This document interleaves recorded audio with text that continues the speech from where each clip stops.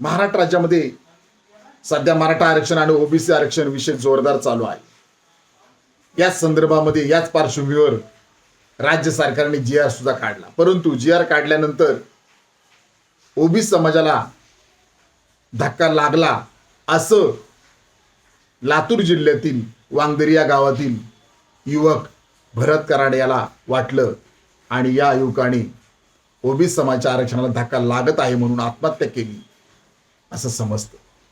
परंतु या कुटुंबाला मी स्वतः या गावामध्ये जाऊन भेट घेतली. त्यानंतर माननीय छगन भुजबळ यांनी सुद्धा या कुटुंबाची भेट घेतली. परंतु माननीय छगन भुजबळ भारतीय जनता पार्टीच्या सरकारमध्ये मंत्री आहेत. माझा प्रश्न आहे की याच भारतीय जनता पार्टीने ओबीसी समाजाच्या मंडल आयोगाला विरोध करून भारतामध्ये कमंडल यात्रा काढली होती.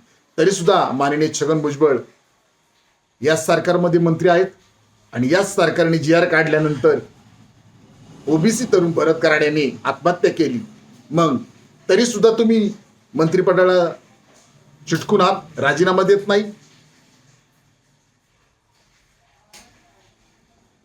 छगन भुजबळ साहेबांचा काळा कुट्ट इतिहास आहे. जर पाहिलं तर ते शिवसेनेत होते, त्या काळी त्यांनी अत्यंत वादग्रस्त विधान केलं होतं. ते म्हणाले होते की महात्मा गांधीजी यांचे पुतळे काढा आणि त्या ठिकाणी नथुराम गोडसे यांचे पुतळे बसवा, असं त्यांनी अत्यंत चुकीचं विधान केलं होतं. त्यामुळे वाद देखील झाला होता.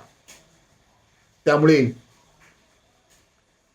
प्राध्यापक लक्ष्मण हाके यांना मी सांगू इच्छितो की तुम्ही सतत माननीय छगन भुजबळ यांचं नाव घेत आहात.